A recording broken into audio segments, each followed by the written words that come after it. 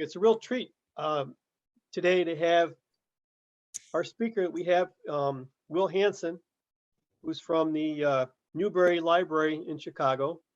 Will's Director of Reader Services and Curator of Americana. And he's going to talk about Curt Teich Postcards and much more tonight. So without any more, Will, take it away. Okay, thanks, Michael, and thanks everybody for being here. So again, thank you for having me here. It's a pleasure to talk with your group about the postcard collections at the Newberry Library, which are fairly new, actually. The collections are not new, but it's fairly new that we've had most of them. And I'll talk a little bit about that history in a bit. Of course, the main thing that we have is the archive of the Curt Teich company. So it is the records of the company kept by them for their uses, including the postcards they made and lots of other things that document the making of the postcards and the other publishing business that they did. Tyke, of course, I don't have to tell this group, but the Curt Teich company is probably best known for the large letter greetings series of postcards on linen, or known as linen postcards, the greetings from Chicago, the greetings from Rochester, greetings from Buffalo, greetings from most places you can think of in the US anyway. And the greetings from Chicago is, of course, one of our favorites at the Newberry because that's where we are. They're also very well known for things like Main Street views of the country and beyond, US and Canada in particular, and some international ones. You're seeing one from Aurora here, but you can pick most places in the country and you'll find a sort of view of the Main Street of the country in one way, or of the city in one way or another, from the 1910s through the 1950s in particular. So that's some of what they're best known for. The Newberry might be new to some folks in this group, so I'm going to take just a couple minutes to talk about the library in general and how postcards fit into it. Newberry Library is an independent research library focused on the humanities. So we're an independent research library. We're not actually a public library, although we're free and open to the public. We're a 501c3. We're our own nonprofit organization. Sometimes folks think we're part of Chicago Public Library or affiliated with a university, but we're our own sort of freestanding research library. We have been in existence since 1887. We've been in this location that you're seeing now in just north side of Chicago in what's known as the Gold Coast of Chicago, a little bit off of the Magnificent Mile, since 1893. So we've been there for a good long while. And we've always been a research library that was free and open to the public. We pride ourselves on making our resources available to anybody who's interested in them. Really, the only condition that has to be met is that you need to be 14 years old or older or in high school. And you can get a reader's card and use anything we have in our reading rooms. Our exhibitions, of course, are open to anybody of any age who's interested in them. So we really exist to provide access to rare and unique primary sources, collect lots of rare books, manuscripts, photographs, audiovisual materials, sheet music, maps. We're very well known for our map collections, and many other things besides. These are sort of the collecting areas that we focus on in particular at the Newberry. And you can see some of them are very broad and some of them are more specific, but it covers around 1,000 years of human history, mostly from Europe and the Americas, North and South America, but we've got great materials from Africa, Australia, and Asia as well, and Antarctica for that matter. We have a great polar exploration collection, actually. Lots of good materials, and postcards are sort of the newest collecting area on this list. We've really only had postcards as a core collecting area since 2016, when the Tyke archive and related collections came to us. I'll talk a little bit more about that in a minute. But this gives you some of the sort of context for the collection. One of the reasons we were so excited about postcard collections at the Newberry is that it fit very well into what we were already collecting. We collect a lot on the history of printing. We collect a lot on local and family history. We're typically known as one of the best half dozen or so libraries in the country for doing genealogy research and other kinds of local history research across the country. We're very well known for our sort of American history collections, which is what I focus on collecting at the library. And postcards kind of fit right into all of those things, right in the middle of all of those things. We also collect a lot. I mentioned the map collection and other materials related to travel and exploration. And postcards document some of those things too. So it's a really nice fit at the library when we brought the collection in. I'm happy to answer other questions about the library in general at the end when we get done with the formal presentation, but let me dive into the Curt Teich company now to tell you a little bit about that collection in particular. Probably don't have to introduce the Tyke company very much to this group, but just in case, some of you might know more than others. The Curt Teich company was founded by the gentleman you're seeing here, Curt Teich Sr., as he later became known. He emigrated from Germany to Chicago in 1895 when he was 18, so as a very young man. He was trained as a printer. The family business in Lobenstein, Germany was printing, and he received his training with his family, and then came to the U.S. And in 1898 established a printing business in Chicago with his brother Max as a silent partner. That was primarily doing job printing, things like advertisements, business cards, those sorts of things, as well as newspaper and magazine printing. It was really a trip to Germany in 1904 that turned him towards postcard printing. He learned about, on that trip to Germany, he learned about a lot of new innovative printing processes. Germany was, as a lot of you probably know, the kind of epicenter of postcard printing in the late 19th and early 20th centuries. A lot of the printing of English postcards and others was done in Germany by folks who really knew what they were doing with chromolithographic printing. And he learned a lot of those techniques on that trip, came back to the US, and probably the most famous story about the founding of the Tyke company is that he got this idea of selling picture postcards of towns in the US, of towns really wanting to show off their own streets, what they looked like. So he takes a train around the US as his salesman for his company, and he returns to Chicago with $30,000 in orders for picture postcards.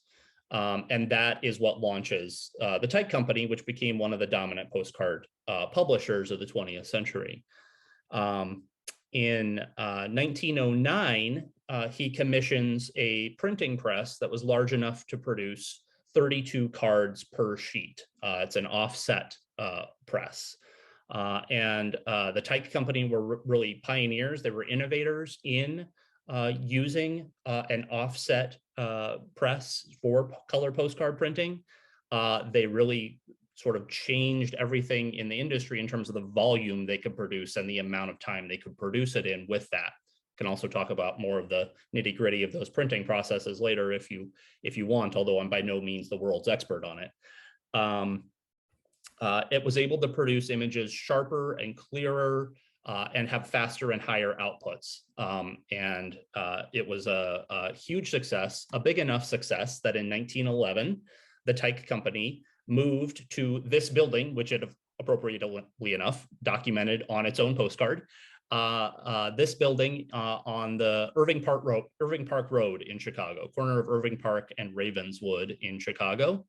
And then expanded rapidly through the 1910s and built a second building, an east building, in 1922. So they were a big industry in Chicago in the 1910s, 20s, 30s, 40s from this location at Irving Park and Ravenswood. The building that you're looking at here still stands. It is now condominiums, and it is known as Postcard Place in Chicago. You can go there and you can still see the interwoven C and T above the doors, but it was converted to condos, I think in the 1990s. I think it was dormant for about 20 years and then converted. But at any rate, still a very nice building, and it's really cool to see the factory. Moving back to the Tyke company, the 1911 move and the 1922 East building, again, they were able to produce a huge number of cards. They were I think there were as many as 32 presses at one point that were operating at one point, or at least over 30 presses that were all going at one point. And I'm just going to read a little bit about how the operation worked when they were really in their heyday in the 20s, 30s, and 40s. So during the height of the company's operation at that time, both buildings were in full use. The 5th floor of the east section contained the archives, advertising department, files, reception area, and mail room. Essentially, a lot of the material that came to us as the Curt Teich Company archives. The 4th floor was dedicated to photography with cameras, dark rooms, color separation area, and proofing press. This floor also contained an art department for the movie poster division. They also did printing of movie posters. The main art department, which did the art for the postcards, was located on the 3rd floor, so middle floor. The image on the right on the slide you're seeing now is an image of the art department, probably in the early years, 1910s. The 3rd floor of the west building held the photolithography department. The 2nd floors of both the east and west buildings were devoted to the printing presses. So up to 30 presses, approximately 30 feet long, 10 feet wide, and 10 feet high, operated simultaneously. And they were going, at some points, they were going 24 hours a day, 7 days a week. It was an incredible operation. Paper for the presses was raised by elevator from the 1st floor, fed through the press, then lowered back down to the 1st floor for cutting and shipping. So really everything about making the postcards themselves, the physical pieces of paper, was the 1st and 2nd floors, which made sense given the amount of weight involved. You didn't want that on the top floors and collapsing through. So they really did sort of dominate the market in the mid-20th century. They were producing millions and millions, in the billions actually, of postcards. Interestingly, though, as I've already mentioned, they did not only produce postcards. So in the World War II years, they converted to producing maps for the Army Map Service, to produce military maps, invasion maps, maps that were used in the invasion of Europe, in the European theater. They produced over 3 million such maps. You probably can't see it real well on this slide, but on the left is one of the top secret invasion maps that they made for a landing in France. It has the highest top secret code word, which was bigot, at the top. And it's a very detailed map that shows the up to the minute what was going on with troop movements, where they could land, where it was safe to land, where there were binds, those sorts of things.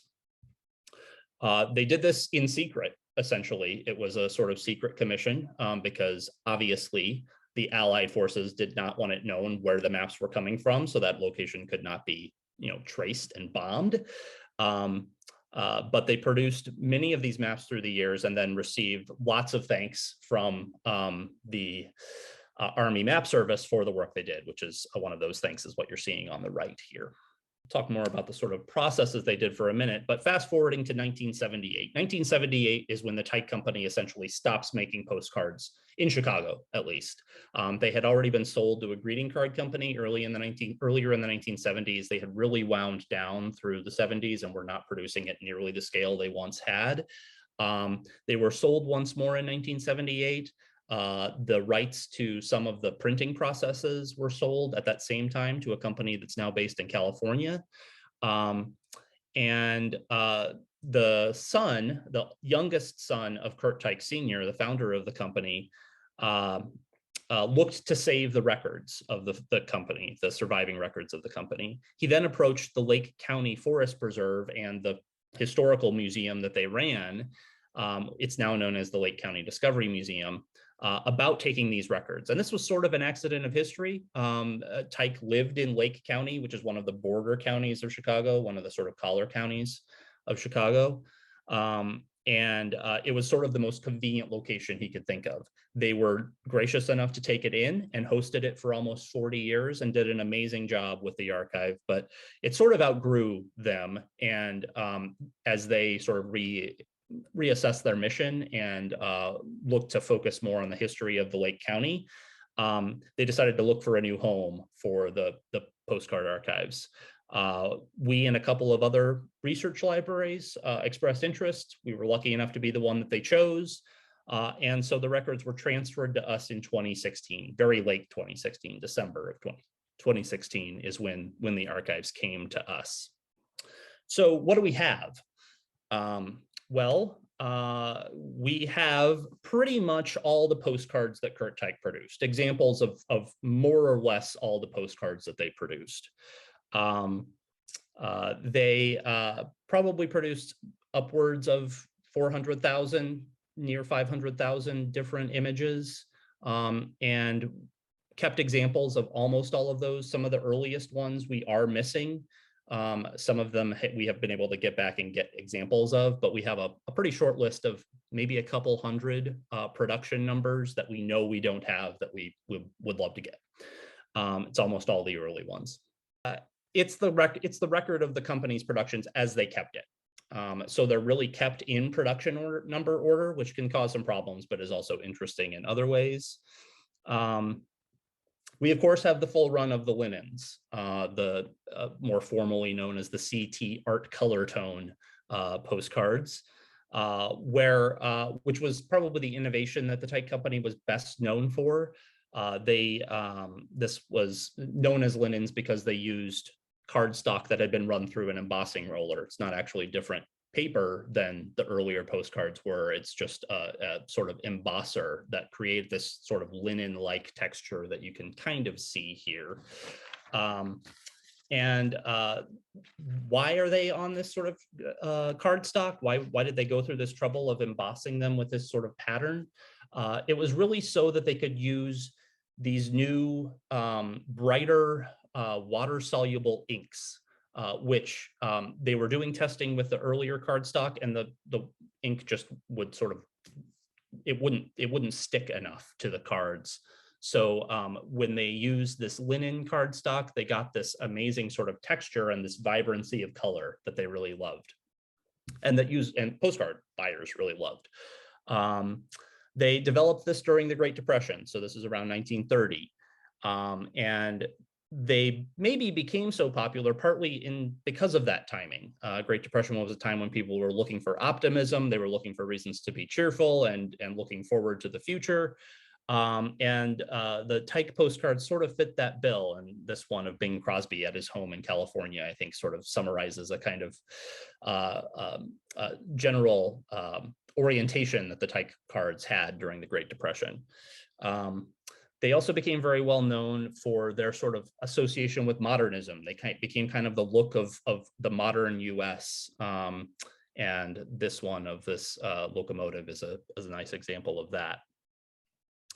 Of course, the Tyke company was slow then to embrace chrome postcards, and other postcards sort of derived from Eastman Kodak's Kodachrome process, which is probably near and dear to a lot of the Rochester folks' hearts. And that kind of was one of the reasons why the Tyke company declined in the 50s, 60s, and 70s. They did not latch on quickly enough to these new sort of chrome postcards and those sort of printing technologies, and sort of fell behind other competitors in the postcard realm because of that. So we have the postcards. If you're interested in a Tyke card, chances are we have it and multiple examples of variants of it in the run of postcards. Tyke did produce other things as well besides these sort of Main Street views and large letters. They produced a lot of advertising postcards. This is one of our sort of favorites at the Newberry, this sort of charming advertisement for overalls, shirts, and pants from Bloomington, Illinois. They produced postcards for McDonald's. They produced postcards, particularly in the 60s and 70s, for Holiday Inn, which was, I am fairly certain, their largest client. We have thousands upon thousands of Holiday Inn postcards. Probably not the most exciting genre, but it was kind of their bread and butter in the later years in the 60s and 70s. We also have their production files. So this is one of the most interesting parts of the archive. The surviving files that went into making the postcards are held at the Newberry. They are by no means production files for every postcard that the Tyke company made, but for about 100,000 of them, we have the production file. What the production file is essentially the art department's work on making a postcard, along with correspondence with the client and salespeople, other administration, and the work they put into converting usually a black and white photograph or other kind of artwork into the finished postcard. And it did take a lot of work. So this is an example that I love to show because it shows the amount of work and the amount of sort of care that went into making a postcard. This is an interior shot of a diner for the client, was the sort of restaurant. They took this black and white photograph and got notes about what everything from the salesperson about what everything should be in terms of color and texture, and converted it into a finished postcard. It's pretty remarkable just seeing the amount of work here. As an example of sort of what the process was, this is a finished postcard of a resort in Branson, Missouri, showing their swimming pool. Starts with an envelope where there's the order number, there's the date when it was ordered, there's information about, what kind of card they're looking for. And then there's a description that says, make a summer scene with bathers in the pool, which sounds fairly straightforward until you realize that this is what they're working with. This is the photograph that they have to work from, which is very clearly not a summer scene with bathers in a pool. It's the pool at this resort, probably in the fall or winter, which is just when they wanted the postcards, because obviously they want to have them made in time for the summer. So they start with that and they touch it up. So the production file sort of documents their process of adding in the bathers, changing the flagpole, and doing sort of other things to make it match what the client was actually looking for. And going back to this is how it ends up after the coloring was added, so that it looks like a nice, bright, exciting summer scene that would make you want to visit the Sammy Lane Resort. All of which is pretty fun and mostly harmless. There are lots of examples in the production files of daytime scenes getting turned into nighttime scenes, those kinds of things.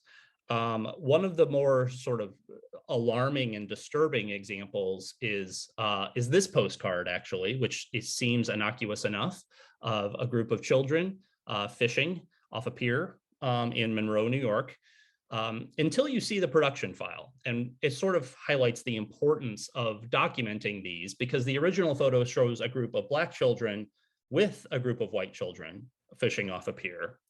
And the correspondence from the client says, make all people white, not colored.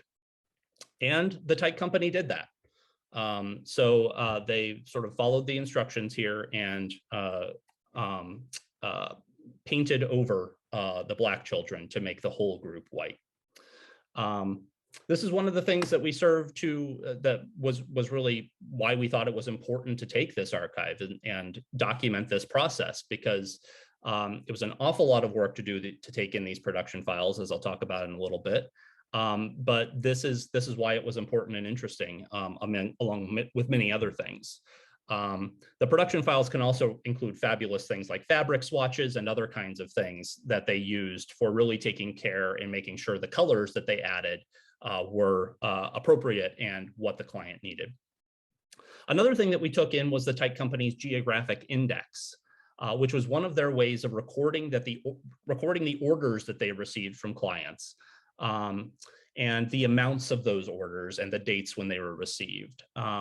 So this goes essentially state by state and then town by town within state by state. You are looking at one of the pages for Rochester, New York here. We have digitized the entire Geographic Index, so you can browse it if you're so inclined, although it's mostly used, I think, by the staff at the Newberry.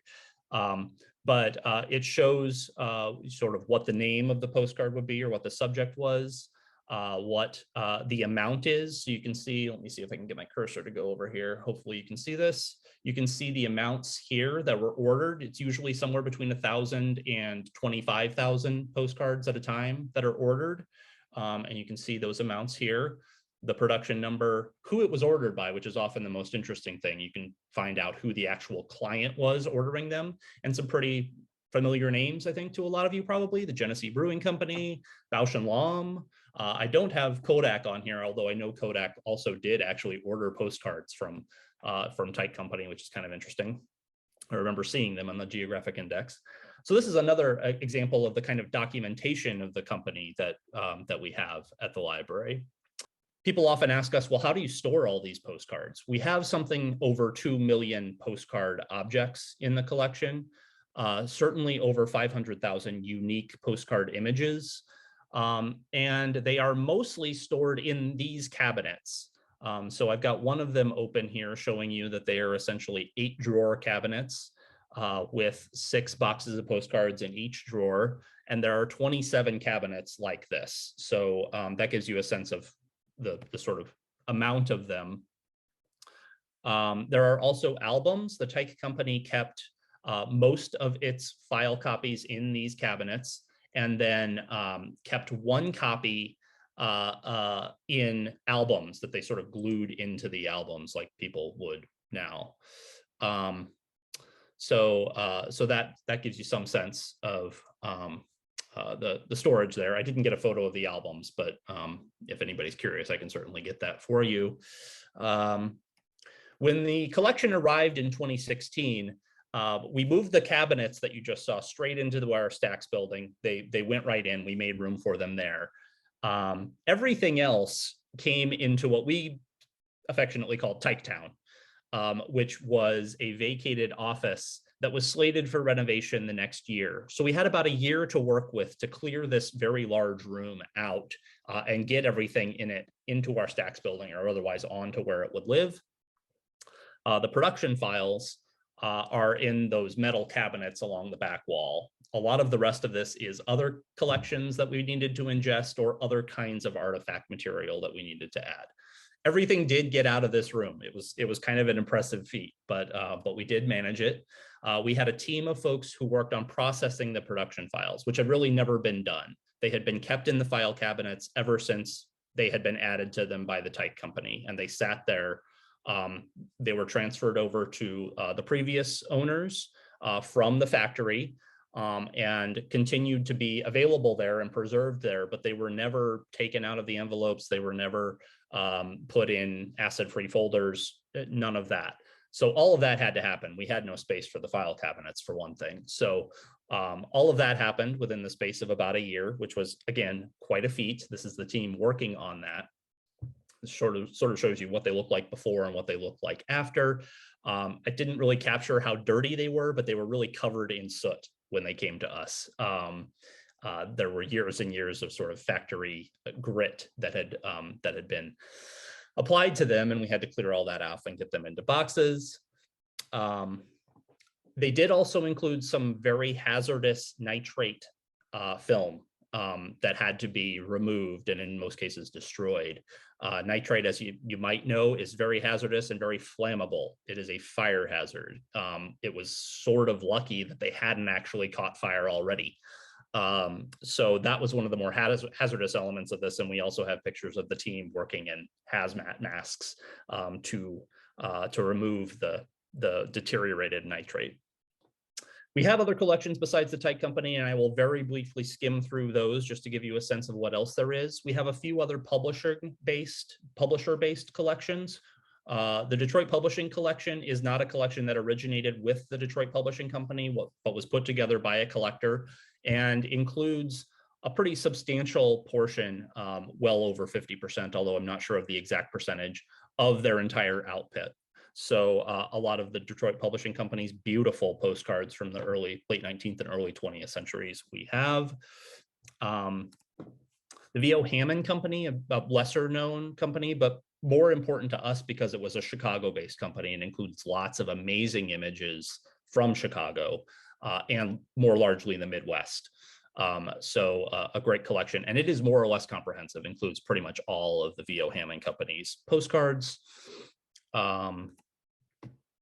Leonard Lauder's collection of the Raphael Tuck and Sons postcards, chiefly the Oilettes, although some of the other Tuck Company postcards as well. So this is one of our internationally focused collections, UK and other international geographic locations are in this collection. And then lastly, the Dexter Press collection, which is still unprocessed. We're still working on it, but this is another collection that includes production files. So this is one of the production files for one of the Dexter Press's postcards. Dexter Press, as you might know, was one of the competitors to the Tyke company that really did start to have a foothold in the market with chrome postcards in the 50s, 60s, 70s, 80s. So it's another collection that's a nice complement to the Tyke company material that we have. Some other individual collectors' collections. We have a couple of great collections focused on World's expositions and World's fairs. One collected by a man named John Monroe, another by a man named Alan Calavano. So those are really great. Include a lot of the really interesting early ones, like this one from the World's Columbian Exposition in Chicago in 1893.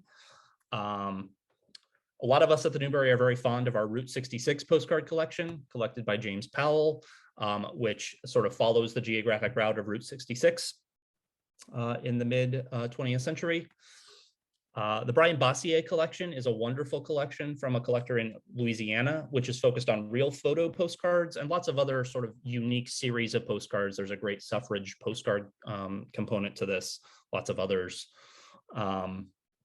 But lots of really good social history and real photo postcards in the Bossier collection. The John High collection. John High was very interested in Art Nouveau and Alphonse Mucha and his postcard productions. And this is one of the most famous and one of the most expensive postcards that we have, the Waverly Cycles postcard that Alphonse Mucha designed. John Monroe is a great friend of the library and has built a number of interesting collections. He has a collection of postcards on postcards, and this is one of my favorite, of a trained chicken in Arkansas who would dispense postcards by pecking, I believe. You would put in a coin and he would sort of peck a button that would dispense a postcard. But lots of other great images of postcards documented on postcards themselves. John Monroe also collected Cities of the Future postcards, which were sort of real photo postcards that had been manipulated to show sort of technologies of an imagined future in the 1910s of what your city would look like in the 21st century, where we are now. He also collected sports postcards, and we have a great collection of sports postcards thanks to him now. Richard Juvenal collected amusement park postcards. This is one picture that I just took from his binders of postcards, which are organized geographically. These are all from New York, mostly from Rensselaer Park in Troy, New York. So his collection is really wonderful for amusement parks of the first half of the 20th century and postcard images of them. Last but not least, David Thompson's collection. This is a very different kind of collection. David Thompson sent postcards, still sends postcards out pretty much every day to a number of associates, including a pretty well-known American poet named Kaveh Akbar. Kaveh donated the postcards he received from David Thompson, which was about 1,500 of them, to us. They are sort of homemade postcards. David Thompson takes photographs or takes found images, makes his own postcards with them, and then adds sort of interesting kind of fictional messages to them, to the backs of them. I just blacked out Kaveh's address because I think he would want that for privacy reasons, but that's what's shown here. And they're sort of wonderful juxtapositions of image and text that come up with them. So they're sort of on thinking about postcards as a communication medium, or what this collection does really well. Last but not least, how can you use the collection? Well, you're certainly welcome to come to Chicago and research them. You can send us an email inquiry or other kind of inquiry by phone, or whatever means you want, really, to see how we might be able to help. We have a main reference email. There's a contact a librarian form that's on our website that you can get to, but you can also use some of them online. It's a pretty small percentage of them that we have digital images available for, but we have that small percentage is still in the tens of thousands. And we have a database of over 400,000 records of the postcards, which is, again, incomplete, but a pretty substantial percentage. And pretty much all of the Tyke images we have, there's at least a record for, if not an image of. So you can use this database to search, to find, for instance, how many postcards the Curt Teich company had from Rochester or Buffalo or any other location. You can sort of browse in a variety of ways, but then you can also just search by keywords if you want. If you just type in this Curt Teich Postcard Archives digital collection, this will be the first thing that comes up. So you can certainly Google your way to it pretty easily, but I'm also happy to send you links to it. We're in the bit of a sort of process of transitioning to a new kind of platform for our digital collection. So a lot of this is a little bit in flux, but right now there's sort of two sites you can go to. One is the one I just showed you. We also have postcards available on the Internet Archive site. And there are around 27,000 images available there, and that is growing, so that will continue to grow. This includes a lot of the Raphael Tuck and Sons collection, more of the Tyke collection, and then some other smaller collections are also included in this on this site as well. Just to give you a sense of the data underlying these postcards, this is what some of our sort of spreadsheets look like for organizing the postcards and making them surfaceable online. By no means expect you to read this, but it gives you a sense of the kind of work and care that goes into making the postcards available. We also have a postcard sender that's available on our website, which is pretty fun. It's a fun way for people to send digital greetings to each other with a sort of selection of images that we update every few months, mostly sort of related to a holiday. We always do it for Valentine's Day. We did it for Easter. We'll do it again for Christmas. We do it for Halloween, other kinds of times of year, where you can get a sort of randomly generated image from the collection and send a greeting to somebody with that postcard. Pretty fun. The records themselves have an inventory that's available online, and you can sort of browse that if you want to get a sense of how the collection's organized and what it includes. You can also request material if you plan to come to Chicago and wanted to look at something. You can request it through this inventory. Lastly, but not least, this is the sort of link for a research guide that more or less lists all the links for what I showed you earlier on.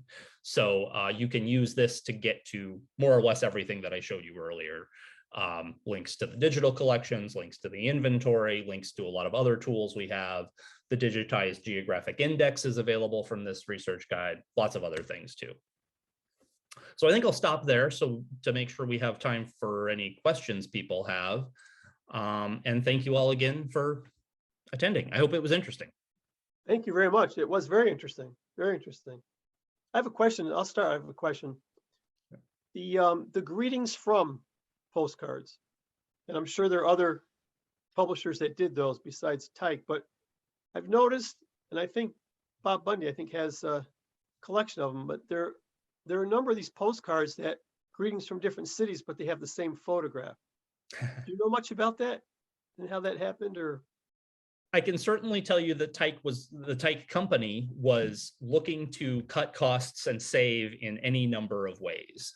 I know that we do have production files for a number of the greetings from the large letter postcards that Tyke company produced.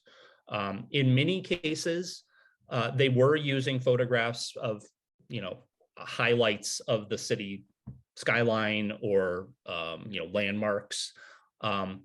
But there were some cases where they would reuse like an image of a lake, for instance, or something like that, where say the client just said, we want to make sure that we show the American flag in here. Well, they might have reused an image of that from somewhere else if the client wasn't fussy about making sure that it was outside of this building or something.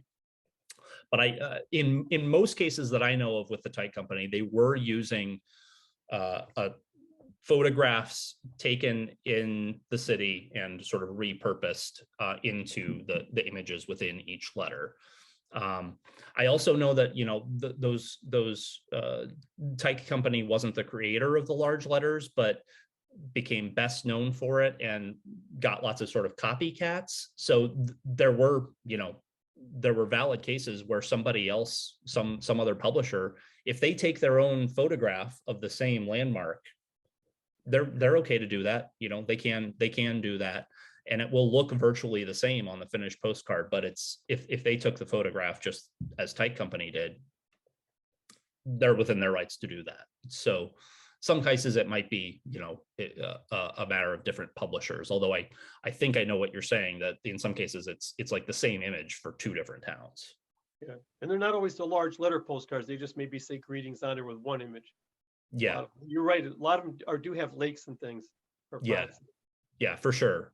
Yeah, they were very popular in resort towns, for instance, which want to show how beautiful the lake is, or whatever. And there's only so much you can fit into one little image in the letter. So I think they did some reusing. Yeah. Okay. I had a question about the paper, the stock that the Curt Teich used. Is there a very high acid content in the paper? So when you got the collection, did you have to do any conservation work on it? And I assume you store them in Mylar folders or something like that, some material like that. But you mean the postcards themselves?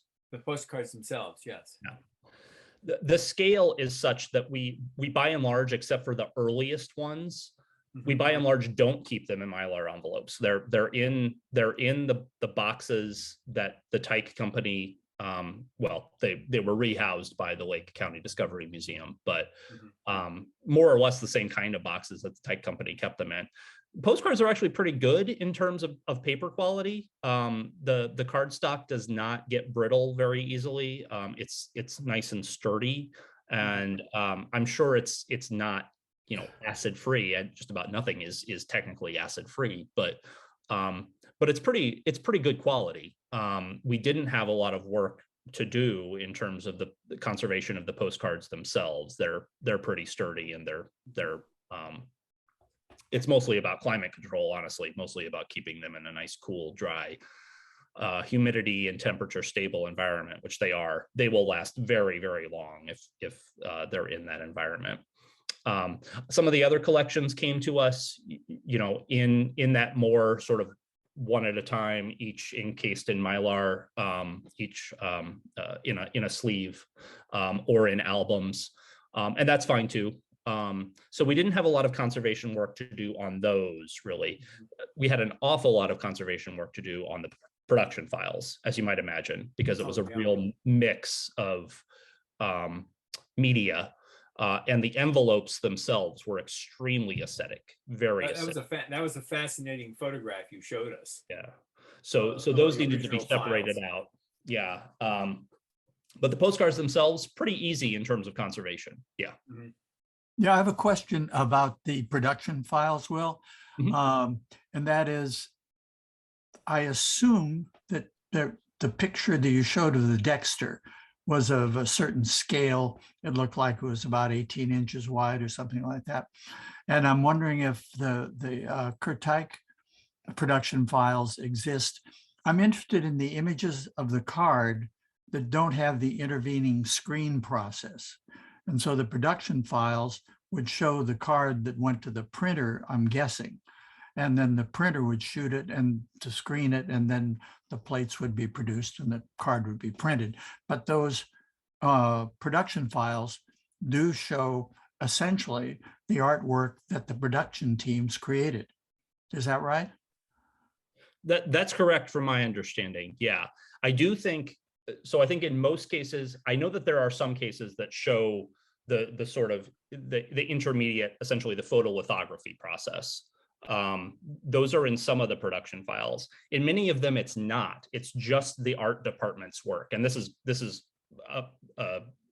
the nature of how their departments were organized.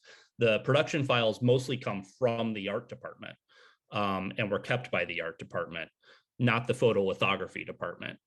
So I think those sort of color separations or other kinds of intermediary steps between what the art department produced and what the photolithography department worked with, In some cases, it's not there. In some cases, it is. I know that we do have production files that show more or less every step, including the photolithography department's work. But in many cases, it's not, because the art department just kept their file and filed it. And once photolithography was done, and didn't really keep those, like, the film, the color separations, or those sorts of things. Right. I'm just interested in the original artwork that the art department produced on a piece of paper that would in effect be something that theoretically could be framed and put on a wall.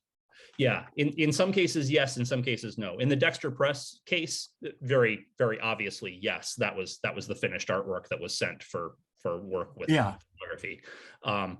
It's a little bit less common with the Tyke company. In many cases, it's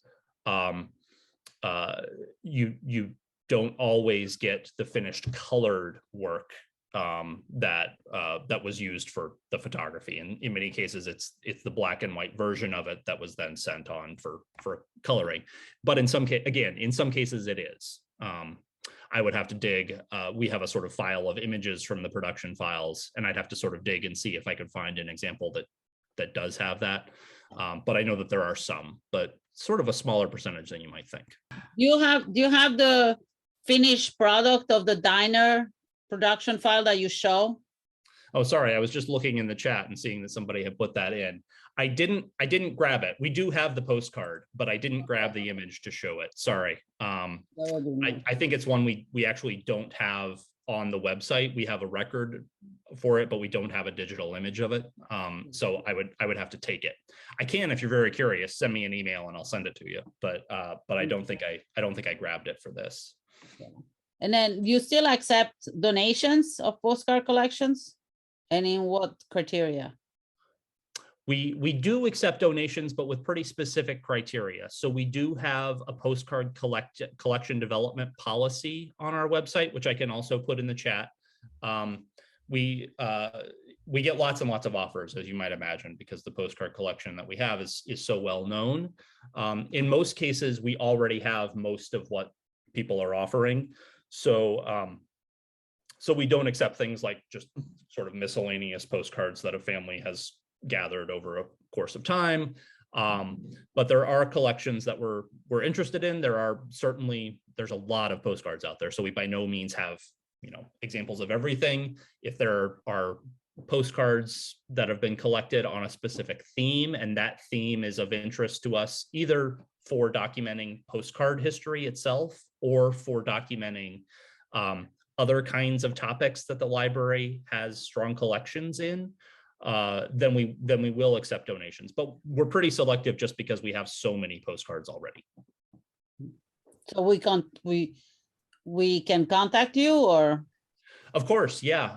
You're welcome to. I can put my email into the chat, and you can certainly get in touch with me if you think we might be interested.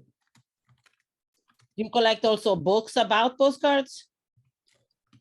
We do. We also inherited a pretty large library about postcards that the Lake County Discovery Museum had built, and some of which came from the Tyke company itself, and then some of which they had built over the 40 years they had the collection. So we have most things already, but there's always exceptions. Do you have plans to document the lives of the people who worked at the Tyke company, apart from the Tyke family and Garnet, Pitchford, his main salesperson, like the people who worked in the retouching department, the people who ran the presses? That, like, are you going to do kind of a background labor history of the Tyke company? I think that would be a wonderful project. It's not something that we have in the works because we're still just trying to get our arms around the entire collection. Sure. And get it processed first. I know some folks have been very interested in that. There are some, we've been contacted by a couple of descendants of folks who have worked, in most cases children or grandchildren of folks who worked at the Tyke company, who have in a couple of cases donated, material that they worked with. Retouching or coloring postcards. So some of that is happening. We also have a couple of bodies of papers of salesmen and photographers who worked for the company, so that helps a little bit. I do think it's there to be done, and I hope a researcher or scholar, multiple researchers or scholars will do it. The book Postcard America about the Tyke company sort of got a good start on that and is a good place to start. Curt, I'm going to mispronounce his name. Yeah, Curt. I have that book. There you go. Yep. Great book to get to know the company and how it worked and what its impact was. And he delves a little bit into how the work was done, but there's a lot more that could be said and done. I mean, it was a big production. There were a lot of people involved in it. Yeah, on some cards, the work of the art department is just so incredibly brilliant. It's just amazing. Yep. Yeah, they did amazing work. I have a Curt Teich card that I have 10 different locations assigned to it. This is a Curt Teich. Curt Teich. It says there it's inland lake subjects. Or let's see what, excuse me. It says Curt Teich inland lake scenes, 10 subjects. So this is one of the 10 subjects, and I have 10 locations that it's been assigned to. Interesting. Yeah. Definitely cost cutting there. Well, Question it's on the cost cutting to Bossier collection. small towns. They could afford to, they didn't have to pay for the production costs. For sure. Yeah. A question on the Bossier collection. If, let's just take it as an example, two questions. One is, how large is it? And the other question is, if a researcher wanted to make a publication using some of the cards, does the library produce files for publication? Sure. Yeah. Both good questions. The Bossier collection is it's not huge. It's about 7 or 8 boxes, postcard boxes worth. I think it's around 5,000 postcards, something like that. Oh, okay. Not all of which are real photos. I think probably not even half of them are. But pretty choice, pretty interesting. He clearly had a good eye for real photo postcards before a lot of folks were collecting them. So the other part of the question was about sort of reproductions of them or yeah, reproductions or basically of anything at your collection. Yeah. If somebody wants to go to the linens or the photo cards or whatever, and they got a book in mind, and then they say, oh, we want this card. Do you provide digital files? Yeah, we're an open access library. So we don't charge any sort of permissions fees or anything. If we have a digital file already, you can pull it from the website, or if we have a higher quality image than is available there, we'll provide it to you. There are fees associated if we don't have an image and you want it taken for publication quality. We would charge you for the photographers for our digital initiatives and digital images photographers time to do that, to sort of jump the queue. But that's it. Other than that, you're free to use any image you find on our website. That's pretty generous. Copyright is sort of up to you to determine. The Tyke company is very good for this, though. Catherine Hamilton Smith, who did amazing work with the collection when it was at the Lake County Discovery Museum, was able to track down the copyright registry and determine that the Tyke company had not renewed its copyright for most of its postcards prior to 1966. So pretty much any Tyke postcard, if it doesn't show a trademark or show a specific photographer's copyright on it, a few of them do, most of them don't. But if it doesn't have those, all the Tyke cards prior to 1966 are fair game. They're in the public domain as far as we can determine. You can use them pretty much however you want, which is great. It gets trickier for the others, of course, because then you need to determine, is it in copyright or not? Am I able to use this or not? A lot of the postcard companies have gone out of business, of course, so you're probably pretty safe to use them, but you would need to think about whether you have whether you think they're in the public domain, or you would need to track down a copyright holder. Yeah. Probably worst case is a cease and desist letter. Probably. I mean, yeah, postcards are so widely reproduced that in most cases you're pretty safe. My father was a paleoichthyologist at the Museum of Natural History. And towards the end of his life, I had one of the first Curt Teich postcards I got was Route 66 through the canyon from Albuquerque going east on Route 66 through the Sandia Mountains. And he knew that area very well. And the fish location, he specialized in Jurassic fishes, was about 100 miles from that location. Oh, wow. And I took the postcard to him, and the colors on that were really way off. And I remember the old man sat there and looked at it for the longest time, and he really knew his stratigraphy besides fish. He knew his stratigraphy.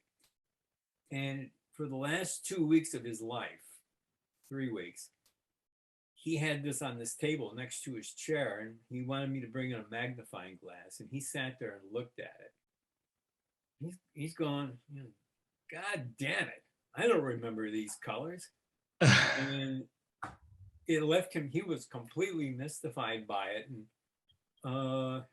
but it was one of the main parts of his life for the last 2 weeks, last 2 or 3 weeks. He never did figure it out. Yeah. And I never said, I hardly remembered the canyon. I think it was probably pretty monochromatic.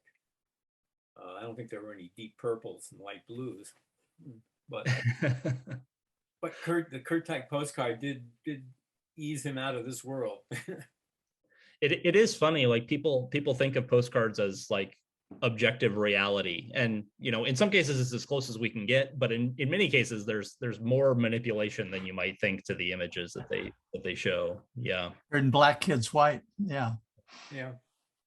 And I believe in the diner picture that you showed, there was a man standing there in the doorway of the original photograph, and that was taken out. Oh, sure. Yeah. They would always brush out stuff like that. Yeah.